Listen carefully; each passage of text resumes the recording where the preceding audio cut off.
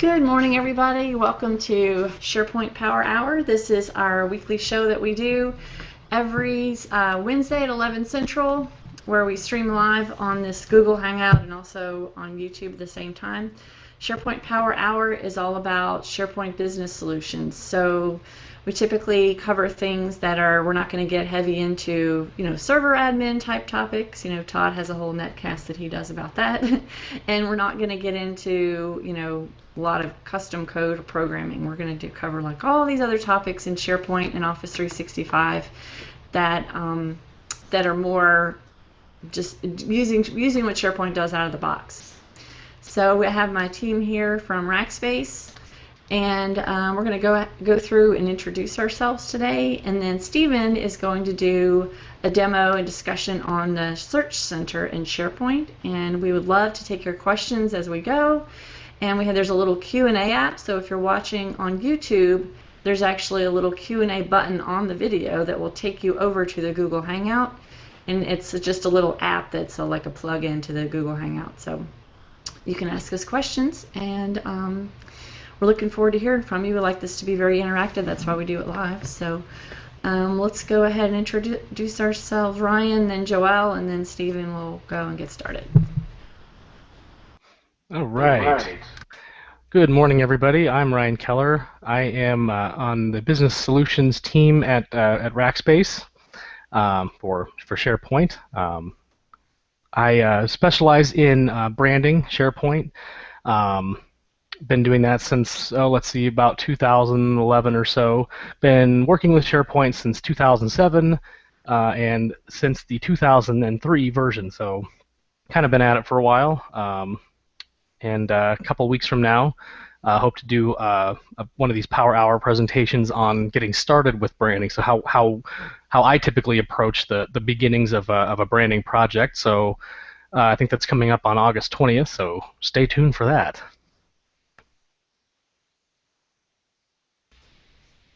All right. Hello, everyone. Hopefully you can see me. I am Joelle Farley. I'm also on the business solutions team. I work a lot with things, kind of taking things out of the box features of SharePoint, pushing them as far as they can go before we get into custom development. So a lot of workflows, forms, content types, metadata, all that fun stuff.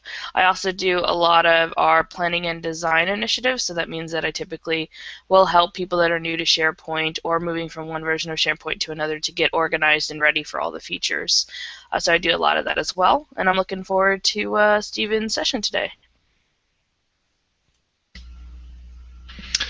Hello, everybody. I'm Stephen Wilson, and I am on the business solutions team, but I tend to specialize in more administrative kinds of things, though I do some of the planning and design engagements for customers who are just starting out with SharePoint and want to just sort of get an idea of how to lay out SharePoint, what to do with SharePoint, things like that. And that brings me to the topic that I'm going to be presenting today, which is SharePoint Search. And as an administrative specialist, I set up the farms a lot of times. I set up the initial farm settings. I create the search service application. And we're not going to do any of that today, and we're not even going to look at it. We're just going to assume that that's already been done in your farm. If it hasn't, that's a whole other problem, and we can maybe help you out with that. Let us know if you have questions in that area, because I can still maybe answer them. But assuming that the search is already set up in your farm, for a long time in SharePoint, 2007, or 2010, there were two different kinds of search, or at least that's what everybody said. There were two different kinds of search. One was the foundation search, or the WSS search, depending on what version of SharePoint you were talking about, and then the other was the server search. And the server search was a little more complete and had some extra features. In 2013, that's not as true as it was. There actually is only one search engine underneath the covers, and it's just presented a little differently. And in truth, there are three ways that it's presented in SharePoint by default. Or I shouldn't say by default, out of the box.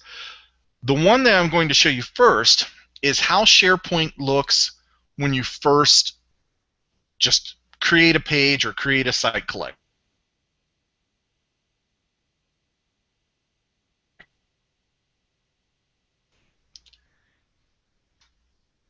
So we are going to visit the home of Sherlock Holmes. We have 3 people who live there: John Watson, Sherlock Holmes, and the housekeeper, Mrs. Hudson. Here we're looking at Mrs. Hudson's SharePoint site. It's very basic. She's not using it yet. It's been set up, a couple of things have been thrown in there, but she hasn't even logged in. She has no idea what's going on with this.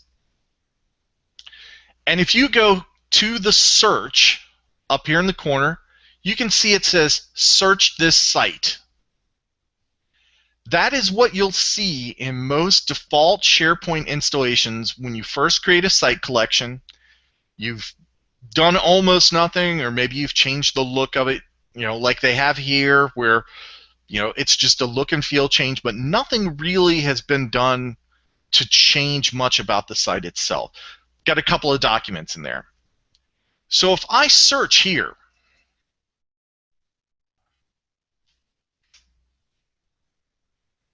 get a couple of documents. These documents are in 221B Contoso/sites/Hudson. And you can see that in that location, that's where we're at right now. We're in 221B/sites/Hudson. The default search for SharePoint, that's as far as it will go. It will search within the site that you're searching, and you can't really get out of it from here. If I search for... Go ahead. I had a question. So, Stephen, by default, when people install SharePoint, if they don't do anything additional to do any kind of search, settings, or configuration, this is what the end user experience is, right? Exactly. Okay. So if it's set up correctly on the server side, on the farm side, this is what they'll get when they create a brand new site collection and they've done nothing else in any of the previous site collections. This is what they'll get. And it will be a search that only searches within the site itself. And in this case, when it says site, it actually means site. It doesn't mean, it means the subsite. It doesn't even mean the site collection necessarily. And you can see there are no other options for, search a list, search a library. If I go into a list or library, I can search in there.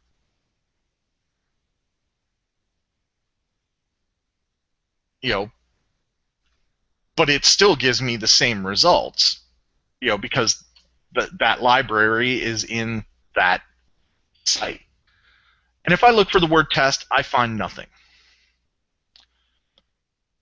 So for the moment, we'll leave that as the default SharePoint site. And we'll move to John Watson's SharePoint site. John Watson is a doctor. He's spent a tiny bit more time in his SharePoint site, and he realizes that there's a little bit more to search.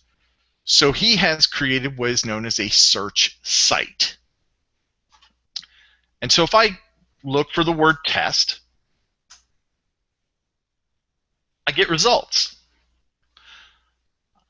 A couple of them are from /sites/Watson, but then this one is at the root site collection of SharePoint. So it's actually a level back from where the Watson site collection is. So it's at the root of this SharePoint web application. But it doesn't matter because the search can cross those boundaries. And this is the default search engine for SharePoint 2013. So there's no change in what engine these searches are using. They're using the same backend. It's simply the search results page that is different between these two. If you look up here at the top, we don't have any other options underneath the search bar, But we do have the ability to search for PDFs or all the different result types. I can sort by authors.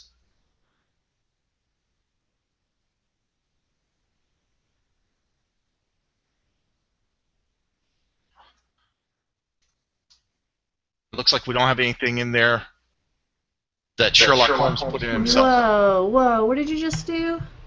You could type a specific name in there? Mm-hmm.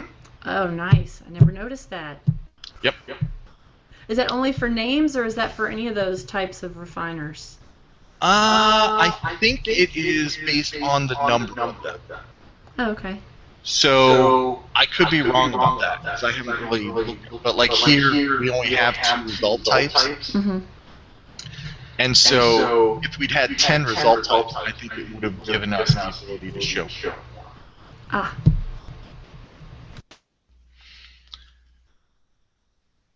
So if I hover over all these, I don't have Office web apps installed in this farm, so I don't see a sample of the document.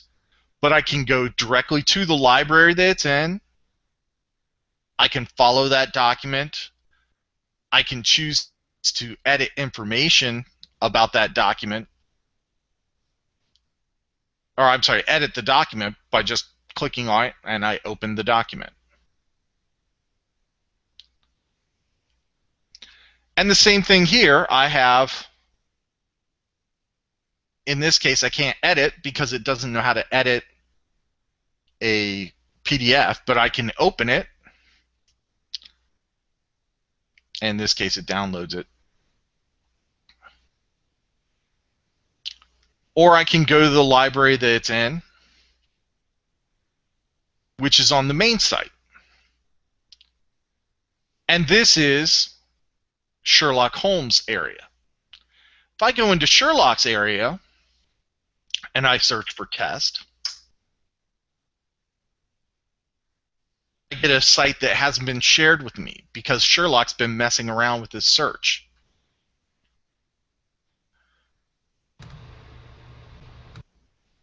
But if I go there logged in as Sherlock and I search for the word test,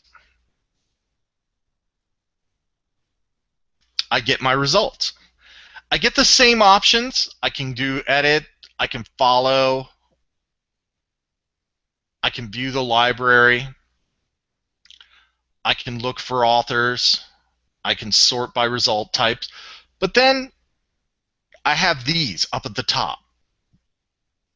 So if I click on people, I don't have anything for the word test, I don't have anything for the word conversations, I don't have any videos that are related to the word test. But let's try something else. Let's look for alphabet.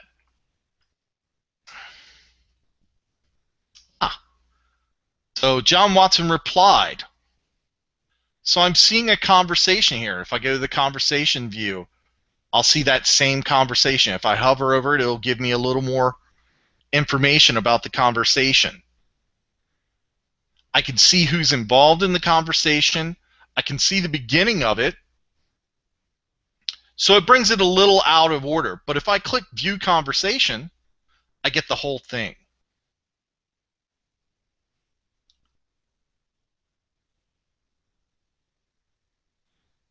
But I didn't see that conversation in the same way on Watson's site. If I go to Watson's site again,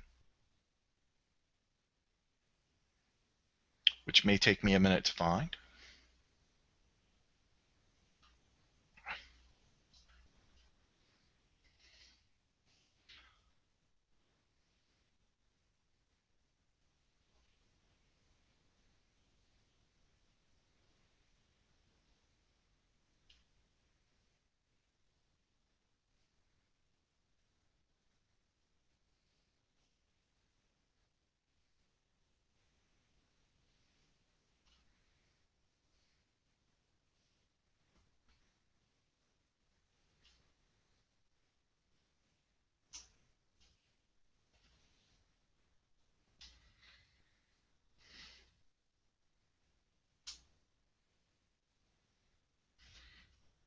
see the conversation, but I can't look for just conversations.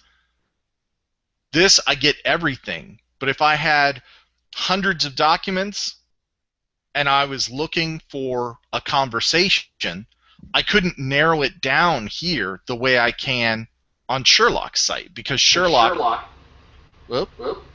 So the lesson here, Stephen, is that you want to use a search center, which is this screen that you're showing now, as opposed to just the default search this site thing? No, and that's where I was going. There's a difference between, there is the default, and that's what Mrs. Hudson has. Then there's a basic search center, which is what John Watson is using. And then there's an advanced search center, which is what Holmes has in place. So there are 3 different ways to present search in SharePoint. They all use the same backend for their information. It's just the options that are available on the page. 2 of them you have to choose explicitly. You have to decide, I want to use a search center. I have to create a search center. And then I have to point that site to use it. The first one, the one that Mrs. Hudson's using, is there by default. It only searches within the site. It gives you almost no options, but it's there automatically. So to look at what John Watson did, we can go back.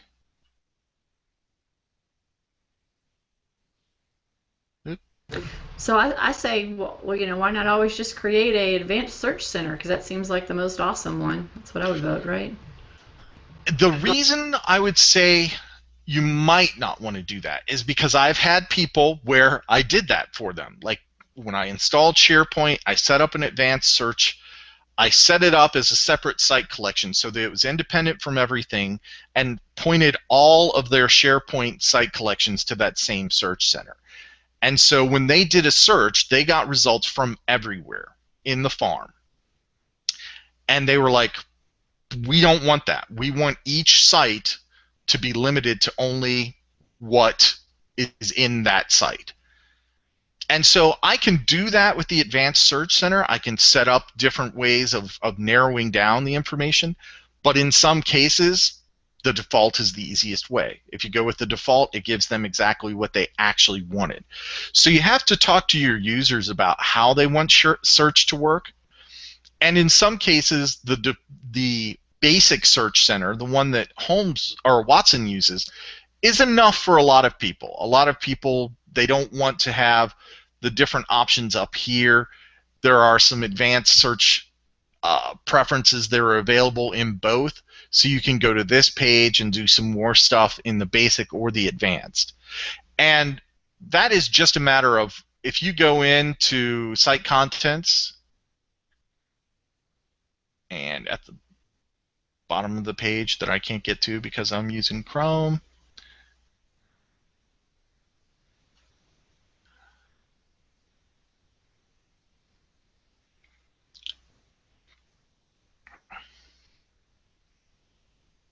nope, not site settings, site contents, new subsite. You choose your subsite. Under Enterprise, you can choose the Enterprise Search Center or the Basic Search Center. Once you've done that, you create it at whatever search. So that's what I've done in Watson's. I've created a subsite called Search.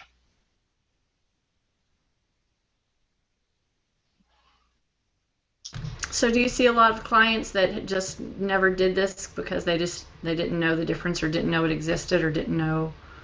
Exactly.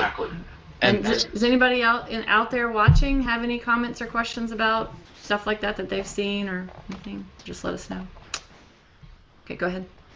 How about you, Ryan or Joelle? Raise your hands. Have either of you seen that where the customer, they say something like, well, the search isn't very good or something like that, and they don't have an advanced search site in place?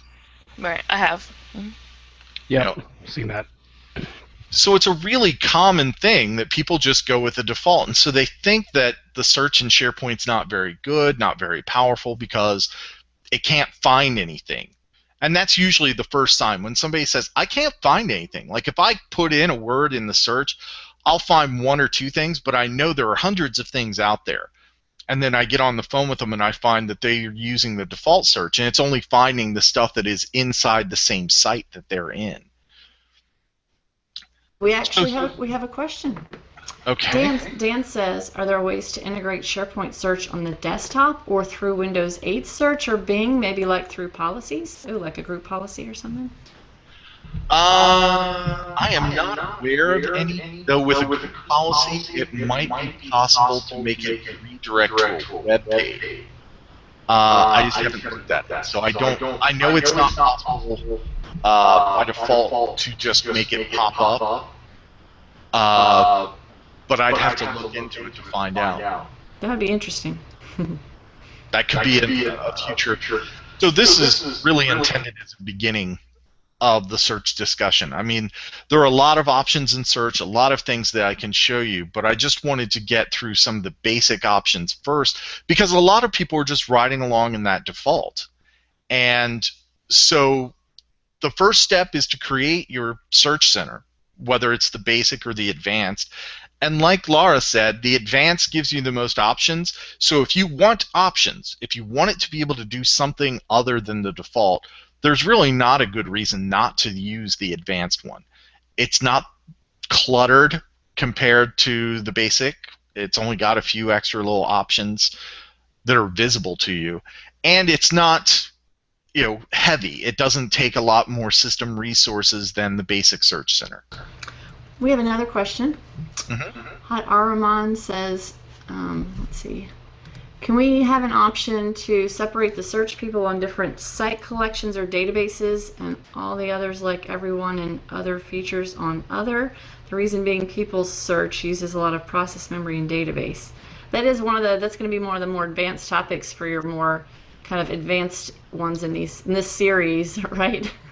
Exactly. I mean, there are a couple of ways to do this. I mean, partially the issue is just that SharePoint takes a lot of resources to do search in general. So when it's doing its search crawl, when it's doing all the analysis pieces that it needs to do, it takes extra resources no matter what option you're using for the search. So it has nothing to do with whether you're using the advanced or the basic or the default. The search engine is what takes all of those resources.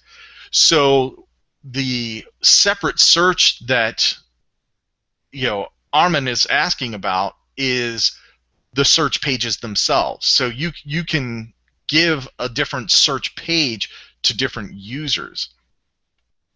Someone asked if the advanced search is only available in the enterprise version. No, the advanced search is available in I know it's available in the standard version. I am not sure about Foundation. I haven't tested it in the Foundation version. I would expect it to be there. Okay, it isn't? isn't? Okay. I think so, but Matt could be wrong. Okay. And even if you can only get the basic search, like I said, this is the basic search site, and if I look for a word here, hit most of the options. The one thing that I'm missing right off the bat is the ability to narrow down my search by different categories. But I get all of the result type stuff, I get the author stuff, and I get the same results. It just takes a little more effort to search through them if there are a lot of them, because I can't narrow down in the interface itself as easily. If you look up here, though, after I did that search, this page right here, Sites, Watson, Search, Results.aspx, this is what makes all of the difference between the default search that Mrs. Hudson has and either one of the other searches. So if I go into the settings for Mrs. Hudson's site. And you'll see I'm logged in as the install account. I have full permissions on the farm. I have full permissions in all of the site collections we're working in.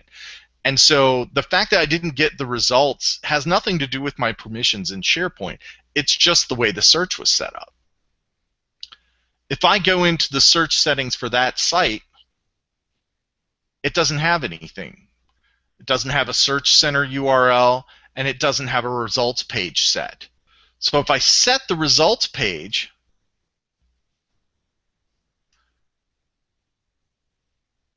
I didn't copy it from Watson's site. If I set the results page, then all of a sudden any searches that I make, this site will disappear, and it'll begin using the search page that I've pointed it to. So I could point it to Watson's search results page, and then Mrs. Hudson would have the same search as Watson. Or I could point it to the same page that Holmes is using. The only catch is, be aware, a change to the settings may take up to 30 minutes to take effect. So that's the reason I'm not doing it live in this presentation, because sometimes when I'm in SharePoint to pick up that change. So I can change the results page here, and it may take a while for it to take effect.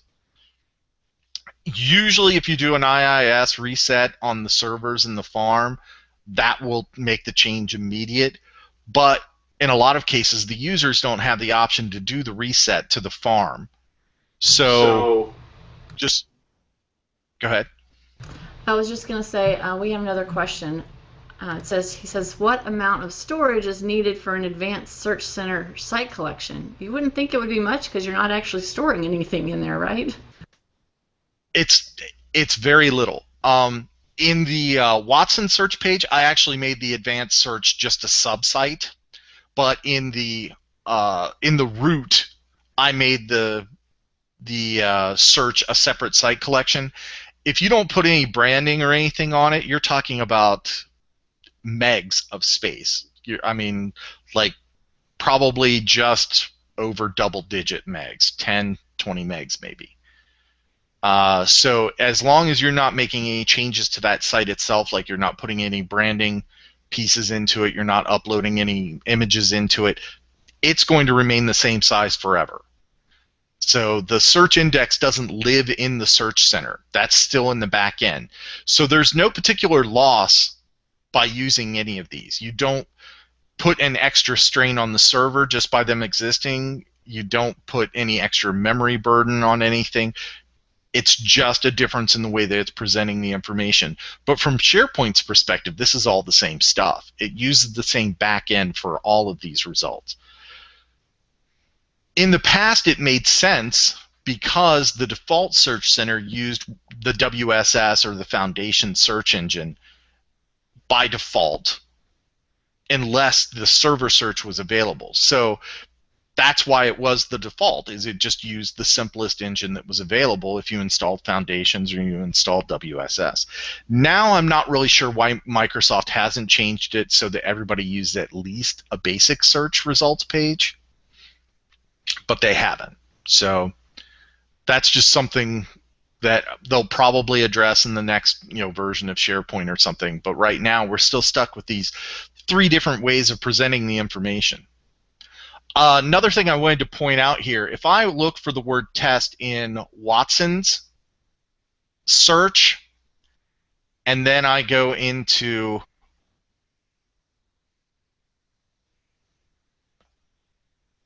Sherlock's search, oh, I was logged in, wrong user.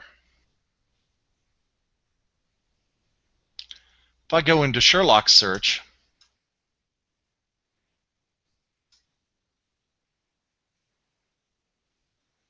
and I look for the same thing,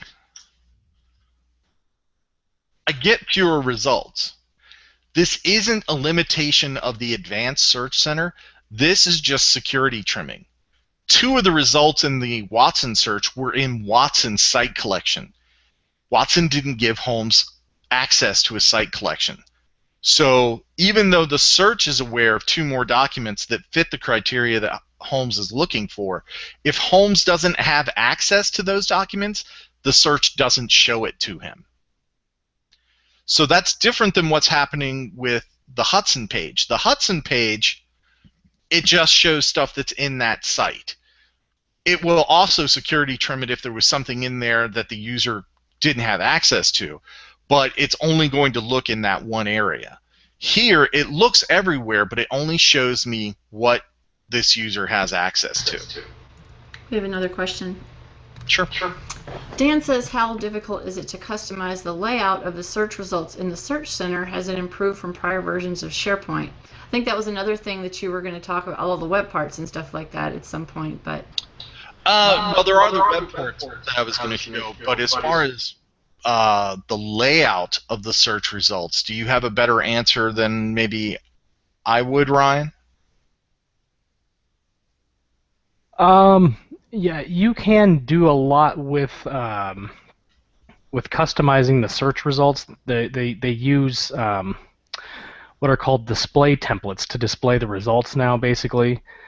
So there are more customizations you can do probably than in previous versions once you kind of get into editing some of the display templates and things like that. So to answer the question more directly, I think probably most people would think it's easier because it uses HTML and JavaScript for the display templates, whereas previously you had to use XSLT to make those changes. And I don't know about Ryan or Laura, but as far as I'm concerned, XSLT is right next to Voodoo in comprehensibility. That's about right. So it is a little easier in some cases. That is actually one of the areas that I was going to explore later. I'll probably make Ryan do it before the presentation. I'll probably have him write the display templates, but then I'll take credit for them during the presentation. Let's see. One other thing that I wanted to show here. No, that's not what it was. Now I can't remember what page I had it on.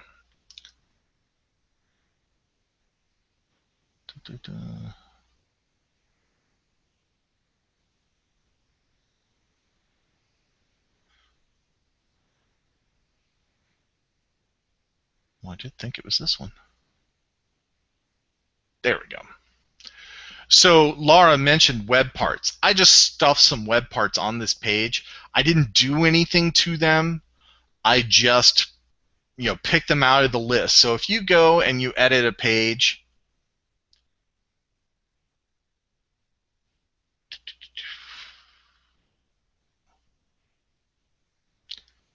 and you insert web part, there's a whole new class of search web parts in 2013 compared to 2010. So I used like the videos, and I believe recently changed items, and I think I may have done one other down at the bottom, and I can't remember what it was.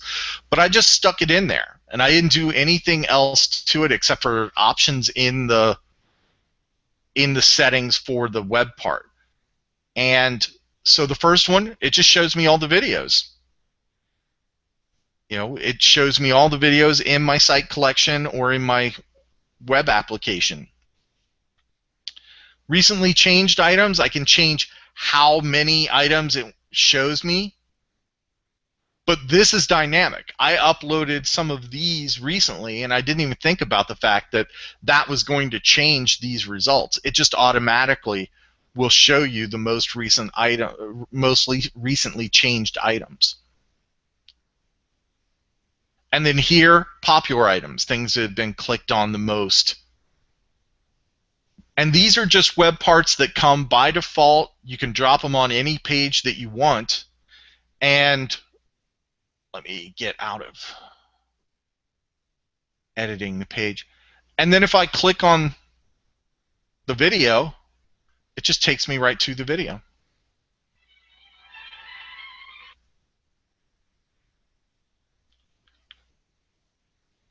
So if you're looking for an easy way to roll up content, in a lot of cases, the search parts are going to be better than content query web parts, which were usually the go-to for that sort of thing. The advantage of the search web parts is that they use the pre-digested information that the search index has. So they are not burdening the system the same way a content query web part would. With the content query web part, every time you would load a page, it would run that query on the entire SharePoint farm. So if it was set to go through, a site collection and look for something that met a certain criteria, it would do that search every time the page loaded, and it wasn't caching any of that information. But by the nature of search, it's already broken that information down into the smallest possible units that it can. And so when it runs that search query, it's running it in the search databases and in the search index instead of running it through SharePoint itself. And so it's much quicker and it's much more efficient in terms of resources used by the farm. Finally, I just wanted to go back to the search and show if I do, some of the options that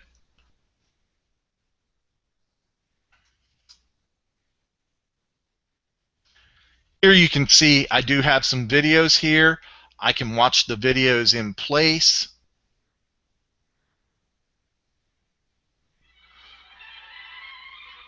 I don't have to go to the page. If I click on the videos, it'll show me anything that meets the criteria. So if I look for the word Watson, I don't have the videos tagged with Watson or anything. It's just using the title of them to find Sherlock. So it does make it a little easier to parse out information, but if I look for John Watson here, it finds all of the information that I would find in people, but it finds other stuff in addition to that. Another thing I could do, and we'll talk about this in a later session, I could create more of these. So I could create one of these. Here I have everything. Here I have people, conversations, videos. I could put another one in for documents. So they would only show me Word documents, Excel documents, PowerPoint, PDFs, or any one of those. So if I wanted to look for one particular kind of document, I could set up a category just for that and put it in this list here at the top. So you can customize this page in a lot of ways, and that is fairly easy to do in terms of the look and feel. Like, this is just a navigation web part, and you can change the settings to that pretty easily. So it's not going into the master page or anything like that. All of these pieces are just web parts that can be adjusted independently. And then you can apply some of the other parts of search that we'll talk about later, result sources and display templates and all that stuff, to affect how this page presents information to you. But this is a good example of how that display template might work. You can see on this page the conversation shows along with the profile for John Watson. The profile has a different kind of display template than the conversation. That's why, the image is over here on the profile, the image is over here on the conversation. It's all driven by the display templates that Ryan mentioned initially. So that's it for today. Step one for the people who are watching the video, just make sure that you're not using the default search. Easiest way to do that is just to look up in the corner of your page. As soon as I get to my default page, there we go. If it says search, and it only says search, it doesn't say search in this site, you're not using the default. You're using something different. You're using some sort of customized result page. If it says search in this site, though, you're probably using the default search, and that's going to limit the results that you can see throughout the farm. And in some cases, that may be what you want, but in other cases, you may want something a little more flexible. At very least, you probably should create an advanced search page as an option so that people have someplace to go if they need to search a wider range of topics. But like I said, that's it for today. I'll explore all of the additional options over time as we do different power hours, but I wanted to present this just as the introductory for the users so that they can go and look at their farms, talk to their administrators, and see if there's any reason why they can't use some of these options. Are there any other questions?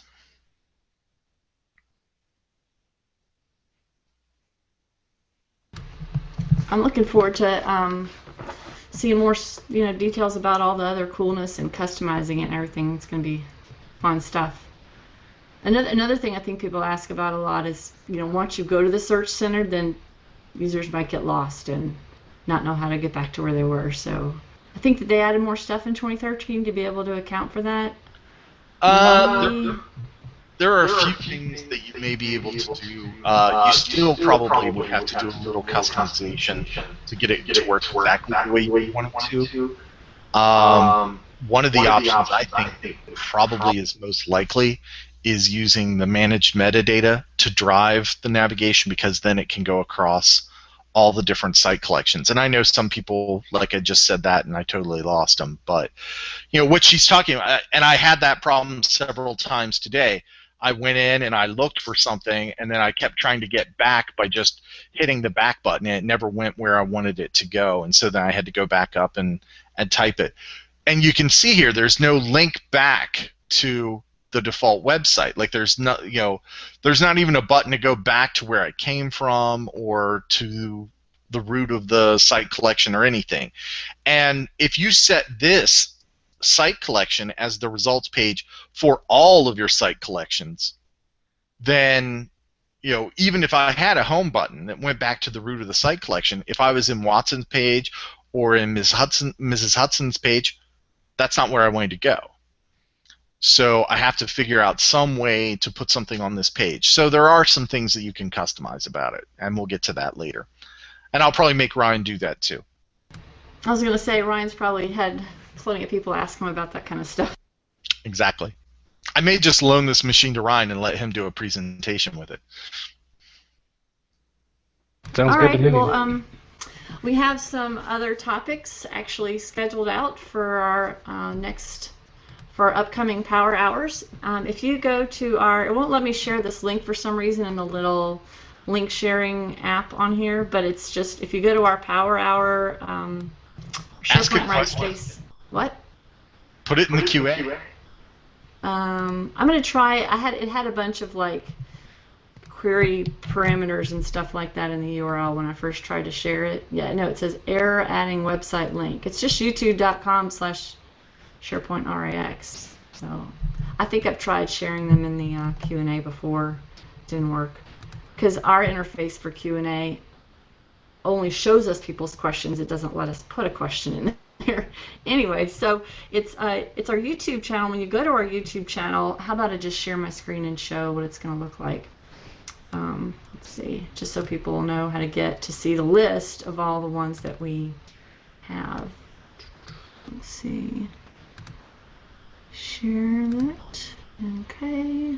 And you can see my screen now? Okay. So here I'm on our SharePoint at Rackspace. I'm just going to start at the beginning here. SharePoint RAX YouTube channel. And then you have to go to videos here. And then after you go to videos, if you click on events here, it's actually going to show you all the upcoming events, and it lets you click to set a reminder and it'll show you your own time and your own time zone and all this neat stuff. So then next week we have this concept of an event sign-up site. I think last week I was asking what people thought about just some topics, and several people said they had tried to do this, create some sort of event sign-up site. And then the week after that, we have Brian's going to go over some super basic beginner stuff on starting to do branding. And then episode 50, we're going to talk about this concept of project site roll-ups. People want to do this a lot where you have multiple sub-sites and you want to roll up. You want to have like a piece of metadata about each project, but then each project needs to have an entire sub-site. So where do you store the metadata, or then how do you roll it up? And it's a very common kind of conundrum, kind of decide where you keep the data and then how you roll it up. So we'll be kind of debating the different ways to do that. So those are our upcoming ones. Feel free to go set yourself a reminder and then just show up here whenever they start. And I think that's any other just kind of events and things you guys wanted to share. We've got SP TechCon September 15th through 19th, I think. Anything else? Any kind of SharePoint Saturdays you guys know of? Give me a second and I'll pull it up. She wants to go to SharePoint Saturday Bermuda. Yeah, I think that already passed in it. Man. Yeah, you just let us know farther ahead of time, and sure, you can go to Bermuda. Yeah, Bermuda is coming up. So we have Columbus on August 23rd, Bermuda on August 30th, and then we have Chicago September 6th, and Charlotte, North Carolina, September 20th. And Microsoft actually, speaking of Chicago, they made an announcement that they're going to have one big giant conference. Next time, they're not going to have like a separate SharePoint conference and a separate Exchange conference and all these different tech and all these different ones. They're going to have one big one. Yeah. That's what it sounded like to me. And it's going to be in Chicago. I think it was in May 4th, something like that. So something to look forward to. All right, well, unless we have any other questions, we can go ahead and sign out for today. And again, look for us every Wednesday at 11 Central, streaming live. Thanks for coming. Bye.